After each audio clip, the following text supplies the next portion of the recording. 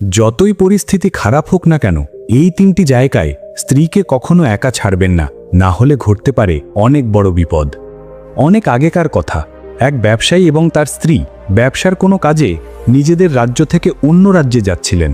যখন তারা অন্য রাজ্যের সীমানায় পৌঁছালেন, পথে তাদের কিছু ডাকাতদের মুখোমুখি হলো। ডাকাতরা ব্যবসায়ী এবং তার স্ত্রীর সব কিছু লুটে নিল। এভাবে ডাকাতের দল ব্যবসায়ী এবং তার স্ত্রীকে ভিক্ষুক বানিয়ে রেখে চলে গেল। ডাকাতরা তো চলে গেল, কিন্তু ব্যবসায়ী ও তার স্ত্রী একেবারে নিঃস্ব হয়ে দুশ্চিন্তায় পড়ে গেলেন। ভাবতে লাগলেন, এখন কি করব? অচেনা শহর, অচেনা মানুষ। এমন পরিস্থিতিতে তাদের অবস্থা খারাপ হয়ে গেল, কারণ অচেনা শহরে অর্থই সবকিছু। ব্যবসায়ী তার স্ত্রীকে নিয়ে অপরিচিত শহরের দিকে এগিয়ে যেতে লাগলেন। তাদের মনে চিন্তা হচ্ছিল যে এখন ব্যবসা করবে কিভাবে। এই চিন্তায় তিনি হাঁটছিলেন। এমন সময় তারা শহরের বাইরে একজন সাধুর কুটির দেখতে পেলেন। ব্যবসায়ী তার স্ত্রীকে নিয়ে কুটিরের দিকে হেঁটে গেলেন।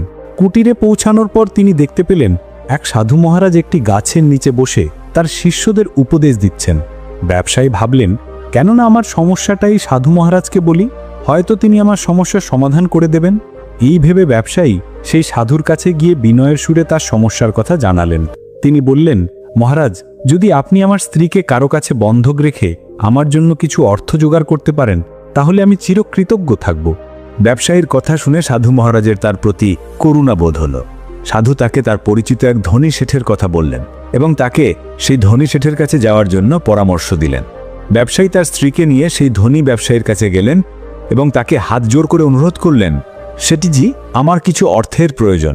আমার কাছে বন্ধক রাখার মতো কিছুই নেই, কেবল আমার স্ত্রী। দয়া করে আপনি আমার স্ত্রীকে বন্ধক রেখে আমাকে কিছু টাকা ধার দিন। আমি সেই টাকা দিয়ে ব্যবসা করে আপনার পুরো অর্থ সুদসহ আপনাকে ফেরত দিয়ে দেব এবং আমার স্ত্রীকে আপনার কাছ থেকে মুক্ত করব। ততদিন পর্যন্ত আমার স্ত্রী আপনার দেওয়া অর্থের জন্য বন্ধক থাকবে। ব্যবসায়ীর কথা শুনে শেঠজি রাজি হয়ে গেলেন। তিনি ব্যবসায়ীকে টাকা দিলেন এবং তার বিনিময়ে ব্যবসায়ীর স্ত্রীকে নিজের কাছে বন্ধক রাখলেন। ব্যবসায়ী তার স্ত্রীকে সেই শেঠের কাছে বন্ধক রেখে কিছু টাকা ধার নিয়ে ব্যবসা শুরু করার জন্য রওনা হলেন। তিনি সেই টাকা দিয়ে শস্যের ব্যবসা শুরু করলেন।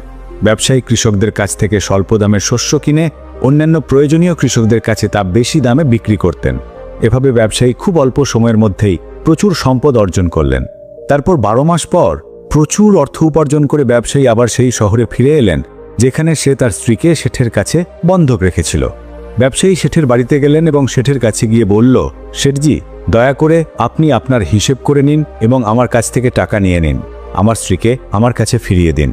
এই কথা শুনে শেঠ বলল, ভাই, আমি তোমাকে কিভাবে যে বলবো, আজ থেকে প্রায় 2 মাস আগে তোমার স্ত্রী হঠাৎ করে অসুস্থ হয়ে পড়েন এবং সেই অসুস্থতার কারণেই তার মৃত্যু হলো। আমি তোমার স্ত্রীকে অনেক চিকিৎসা করিয়েছি, সেরা বৈদ্যদের দেখিয়েছি, কিন্তু তবুও তোমার স্ত্রীকে বাঁচাতে পারিনি। শেঠের কাছ থেকে এমন কথা শুনে ব্যবসায়ী খুব দুঃখ পেলেন।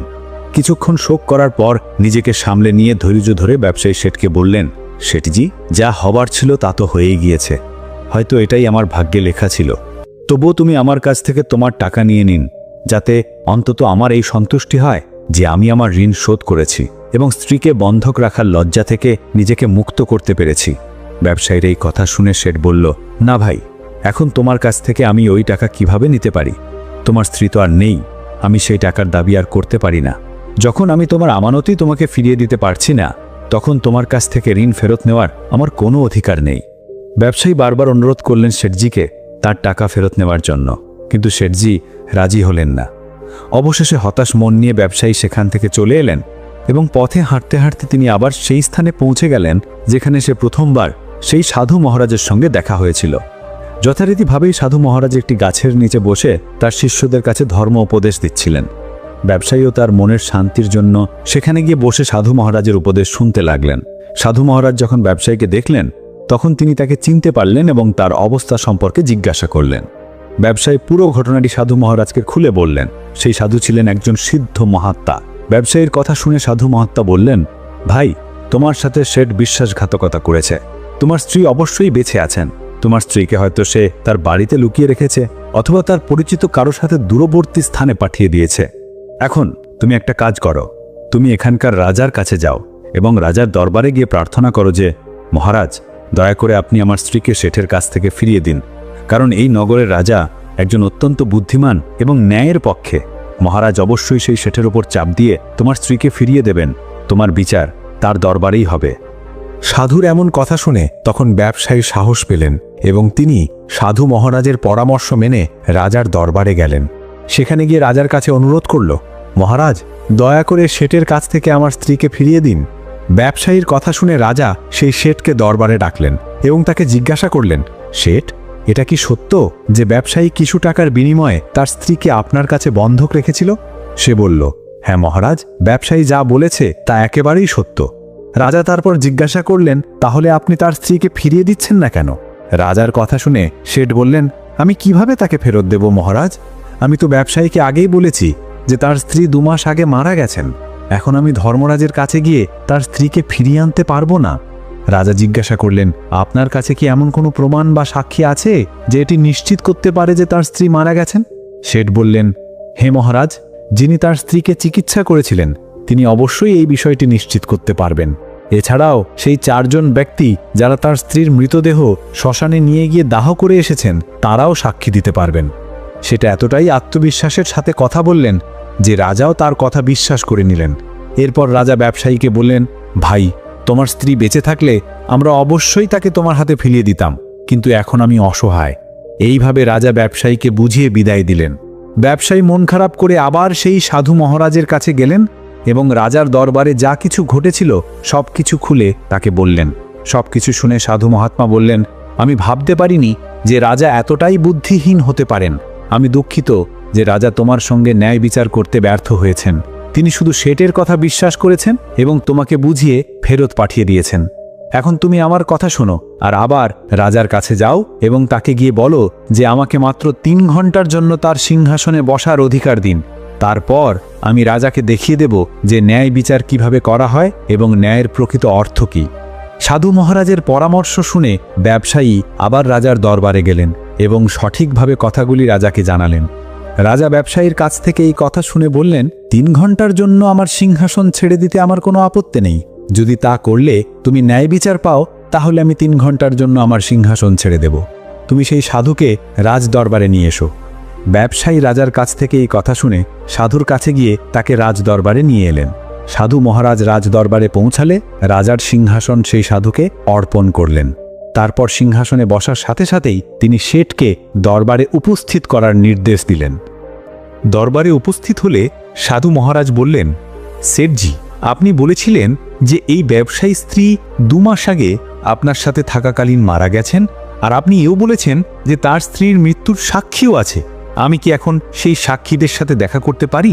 তারপর রাজা হিসেবে দায়িত্ব পালনরত সাধু মহারাজের আদেশে শেঠের সাক্ষীদের দরবারে হাজির করা হলো। প্রথমেই চিকিৎসককে আনা হলো, যিনি ব্যবসায়ী স্ত্রীর চিকিৎসা করেছিলেন। সাধু মহারাজ চিকিৎসকের দিকে তাকিয়ে জিজ্ঞেস করলেন, কেন ভাই, আপনি কি এই ব্যবসায়ী স্ত্রীর চিকিৎসা করেছিলেন? চিকিৎসক মাথা নিচু করে উত্তর দিলেন, হ্যাঁ মহারাজ, আমি ব্যবসায়ী স্ত্রীর চিকিৎসা করেছিলাম। চিকিৎসকের কথা শুনে সাধু মহারাজ তার দিকে গভীর দৃষ্টিতে তাকিয়ে জিজ্ঞাসা করলেন, আচ্ছা চিকিৎসক, বলুন, আপনি কি শেঠের বাড়িতে ব্যবসায়ী স্ত্রীর চিকিৎসা করতে গিয়েছিলেন, নাকি ব্যবসায়ীর স্ত্রী আপনার কাছে চিকিৎসা করার জন্য এসেছিলেন? রাজা হিসেবে বসে থাকা সাধু মহারাজের কথা শুনে চিকিৎসক উত্তর দিলেন, মহারাজ, শেঠজি নিজে আমার কাছে আমার বাড়িতে এসে ওষুধ নিয়ে যেতেন। সাধু মহারাজ বললেন, তার মানে তুমি নিশ্চিতভাবে বলতে পারো না যে শেঠ ব্যবসায়ী স্ত্রীর জন্য ওষুধ নিয়ে যেতেন নাকি অন্য কারোর জন্য? মহারাজের কথা শুনে চিকিৎসক মৃদু স্বরে বললেন, হ্যাঁ মহারাজ, আমি নিশ্চিতভাবে বলতে পারি না যে শেঠ কার জন্য ওষুধ নিয়ে যেতেন, কিন্তু শেঠজি আমার কাছ থেকে ওষুধ নিয়ে যেতেন। চিকিৎসকের কথা শুনে সাধু মহারাজ বললেন, এর মানে হলো তুমি রোগীকে না দেখে না পরীক্ষা করেই ওষুধ দিয়েছিলে। এটা খুবই গুরুত্বপূর্ণ বিষয়। ওষুধের পরিবর্তে তুমি কাউকে বিষও দিতে পারো এবং এটাও হতে পারে তোমার দেওয়া বিষের কারণেই ব্যবসায়ীর স্ত্রীর মৃত্যু হয়েছে। সাধুর কথা শুনে চিকিৎসকের মুখ ফ্যাকাশে হয়ে গেল এবং সে ভীত হয়ে বললেন, না হুজুর, এটা কখনো হতে পারে না। আমি তো কখনো আমার রোগীকে ওষুধের পরিবর্তে বিষ দিতে পারি না, আর এর ফলে তো আমার মান সম্মান ধুলোয় মিশে যাবে। চিকিৎসকের কথা শুনে সাধু মহারাজ বললেন, এখন তো তুমি এমনই বলবে।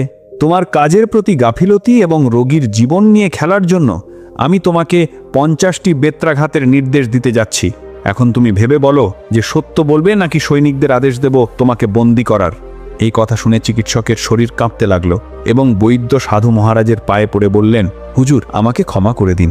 আমি স্বীকার করছি যে আমি সেটের কোনো রোগীর চিকিৎসা করিনি। সেট আমাকে 1000 টাকা দিয়েছিলেন এবং বলেছিলেন যদি সাক্ষীর প্রয়োজন হয় তাহলে আমি এই কথা বলে তার পক্ষে সাক্ষী দেব। এটাই আমার একমাত্র অপরাধ। লোভের বশীভূত হয়ে আমি এই সেটের প্রস্তাবে রাজি হয়ে গিয়েছিলাম। রাজা হিসেবে বসে থাকা সাধু মহারাজ বললেন, পরিস্থিতি যাই হোক না কেন, তুমি অপরাধ করেছ।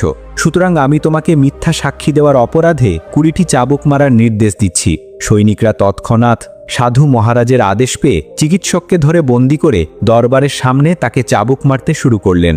প্রথম চাবুক পড়ার সাথে সাথেই বৈদ্য জোরে চিৎকার করে বললেন, মহারাজ, আমার প্রতি দয়া করুন, আমাকে ক্ষমা করে দিন, আমি মরে যাব। প্রতিটি চাবুকের আঘাতের সাথেই তার গলা করুণ আর্তনাদ ভেসে উঠল রাজসভা জুড়ে তার আর্তনাদের প্রতিধ্বনিত হতে লাগল। চিকিৎসকের সাথে এই অবস্থা দেখে সেটের সাক্ষী হিসেবে ডাকা 4 জন ব্যক্তি, যারা ব্যবসায়ী স্ত্রীকে শ্মশানে নিয়ে গিয়ে এবং তাকে দাহ করার কথা বলেছিলেন, তারা ভীত হয়ে পড়ল। এবার সেই 4 জন সাক্ষী হিসেবে ডাকার পালা। সাধু মহারাজ তাদের জিজ্ঞাসা করলেন, তোমরা বলছো যে তোমরা 4 জন এই ব্যবসায়ী স্ত্রীর মৃতদেহ শ্মশানে নিয়ে গিয়ে দাহ করেছিলেন। তাহলে বলো তো, শেষকৃত্যের আগে যখন মৃতদেহকে স্নান করানোর পরে যখন তাকে মরিয়ে মাটিতে রাখা হয়, তখন তোমরা কি সেই মহিলার মৃতদেহ দেখেছিলে? এই প্রশ্ন শুনে সেই সেটের 4 জন সাক্ষী উত্তর দিলেন, না হুজুর, আমরা তার মৃতদেহ দেখিনি। সেটজি, শবদাহ প্রস্তুত করার পর আমরা সেই শবদাহ নিয়ে গিয়ে দাহ করে দিয়েছিলাম। সেই 4 জন সাক্ষীর কথা শুনে সাধু মহারাজ বললেন, আর তোমরা এটা জানারও প্রয়োজন মনে করনি যে সেই শবদেহে মৃত ব্যক্তি শুয়ে আছে নাকি জীবিত ব্যক্তি? এটাও তো হতে পারে যে কোনো বিষাক্ত পদার্থের কারণে অজ্ঞান ব্যক্তি সেই শবদাহে শুয়ে আছে এবং তোমরা শবদাহ নিয়ে গিয়ে তাকে জ্বালিয়ে দিয়েছ। এটা খুবই গুরুতর অপরাধ। এর জন্য তোমাদের মৃত্যুদণ্ড দেওয়া যেতে পারে। চিকিৎসকের উপর মারধর দেখে ওই 4 জন সাক্ষীরা প্রথমেই ভয়ে আতঙ্কিত ছিল, আর সাধু মহারাজের মুখ থেকে মৃত্যুদণ্ডের কথা শুনে মনে হলো যেন তাদের হাত পা ঠান্ডা হয়ে গেল। বিনয়ী দৃষ্টিতে সেটের দিকে তাকালেন সাধু মহাত্মা। সেটের দিকে তাকানোর সাথে সাথেই ভয়ে সেটের মুখ লাল হয়ে গেল। সাধু মহারাজ বললেন, শেঠজি, তোমার 5 জন সাক্ষীর তো প্রথমেই হাওয়া বেরিয়ে গিয়েছে। এবার তুমি বলো, যদি কোনো মহিলার ইচ্ছার বিরুদ্ধে কারো স্ত্রীকে জোর করে বাড়িতে রাখা হয় এবং তার সঙ্গে বিশ্বাসঘাতকতা করা হয়, তাহলে তুমি কি ধরনের শাস্তি পেতে পারো? সাধু মহারাজের কথা শুনে সেটের মুখ ফ্যাকাশে হয়ে গেল এবং তার মুখ থেকে একটিও কথা বেরোল না। রাজা হয়ে বসে থাকা সাধু মহারাজ বললেন, শেঠ, আমি তোমাকে 10 বছরের কারাবাসে শাস্তি দেব, তবে এখনো সময় আছে এই ব্যবসায়ী স্ত্রীকে রাজদরবারে হাজির করার। শাস্তির ভয়ে সে তৎক্ষণাৎ তার সেবকদের বাড়িতে পাঠালেন এবং তাদের মাধ্যমে ব্যবসায়ী স্ত্রীকে দরবারে নিয়ে আসা হলো। সাধু মহাত্মা শেঠের কাছ থেকে ব্যবসায়ী স্ত্রীকে নিয়ে ব্যবসায়ীর হাতে তুলে দিলেন এবং শেঠকে মিথ্যা সাক্ষী দেওয়ার অপরাধে 6 মাসের জন্য কারাবাসে শাস্তি দিলেন। এছাড়াও সেই 5 জন সাক্ষীকে কঠোরতম শাস্তি দেওয়া হলো। এটা দেখে রাজা অবাক হয়ে গেল এবং সাধু মহারাজের সামনে হাত জোড় করে বললেন, মহাত্মা, আপনি ধন্য। আপনি আমাকে ন্যায় বিচার কিভাবে করতে হয় তা শিখিয়ে দিলেন। রাজার কথা শুনে সাধু মহাত্মা বললেন, রাজন, আমার এই 3টি কথা সর্বদা মনে রাখবেন যে এই 3টি জায়গায় নিজের স্ত্রীকে কখনো একা ছাড়বেন না, নয়তো ঘটতে পারে অনেক বড় বিপদ। এখন আমি সেই 3টে জায়গার বিষয়ে আপনাকে জানাচ্ছি। কেউ যদি এই 3টে জায়গায় তার স্ত্রীকে একা ছাড়েন, তাহলে পরে তাকে অনেক আফসোস করতে হবে। 3টি স্থান যেখানে স্ত্রীকে একা ছাড়বেন না। প্রথম স্থান, যদি তোমার স্ত্রী কোনো রোগে আক্রান্ত হয় এবং সে অসুস্থ হয়ে পড়েন, তাহলে এমন পরিস্থিতিতে তার অসুস্থতার সময় তাকে কখনো একা রেখে যাওয়া উচিত নয়। কারণ যখন কেউ কোনো মহিলাকে বিয়ে করে, তখন সে বিয়ের সময় প্রতিশ্রুতি দেয় যে আমি তোমার সুখ দুঃখে তোমার সাথে থাকব। তাই অসুস্থতার সময় সর্বদা তার সাথে থাকো এবং তার যত্ন নাও। একজন স্ত্রী যেমন তার স্বামীর সেবা করে, তেমনি স্বামীর কর্তব্য হলো তার স্ত্রীর সেবা করার জন্য সর্বদা প্রস্তুত থাকা। এটি আপনার কর্তব্য এবং এটি আপনার সুখী জীবনের মূল মন্ত্র। দ্বিতীয়ত, যদি আপনার স্ত্রী নির্দোষ হন এবং কেউ তাকে মিথ্যা অভিযোগ দেয়, তাহলে এমন পরিস্থিতিতে আপনার সর্বদা তার পাশে দাঁড়ানো উচিত। কারণ একটি মেয়ে তার বাবা মায়ের বাড়ি ছেড়ে চলে আসে এই আশায় যে তার স্বামী তার অনুভূতি বুঝতে পারবে এবং প্রতিটি পরিস্থিতিতে তাকে সমর্থন করবে। অতএব যদি লোকেরা তাকে মিথ্যা অভিযোগ করেন, তাহলে আপনার স্ত্রীর পাশে দাঁড়ানো উচিত। এমন সময় আপনার কখনো তাকে একা ছেড়ে দেওয়া উচিত নয়। যদি এমন পরিস্থিতি দেখা দেয়, তাহলে আপনার স্ত্রীকে বলা উচিত, চিন্তা করো না, আমি তোমার পাশে আছি। তৃতীয় স্থান হলো কখনো ভুল করেও আপনার স্ত্রীকে অন্য পুরুষের সাথে ছেড়ে দেওয়া উচিত নয়। সে আপনার বন্ধু, আত্মীয়, এমনকি আপনার সৎ ভাইও হোক না কেন, কোনো পরিস্থিতিতেই আপনার স্ত্রীকে অন্য পুরুষের সাথে একা ছেড়ে দেওয়া উচিত নয়। কারণ আজকের সময় কাউকে বিশ্বাস করা যায় না, কখন কে কার সাথে প্রতারণা করতে পারে। অতএব কখনো এমনকি ভুল করেও আপনার স্ত্রীকে অন্য কারোর সাথে একা ছাড়বেন না। বন্ধুরা, আশা করি আমাদের গল্পটি আপনাদের ভালো লেগেছে। যদি গল্পটি ভালো লেগে থাকে তাহলে দয়া করে ভিডিওটি লাইক করুন এবং আমাদের চ্যানেলটি সাবস্ক্রাইব করুন। আর কমেন্ট বক্সে পুরো শ্রদ্ধার সাথে লিখুন হরে কৃষ্ণ। গল্পটি শেষ পর্যন্ত দেখার জন্য আপনাদের অসংখ্য ধন্যবাদ।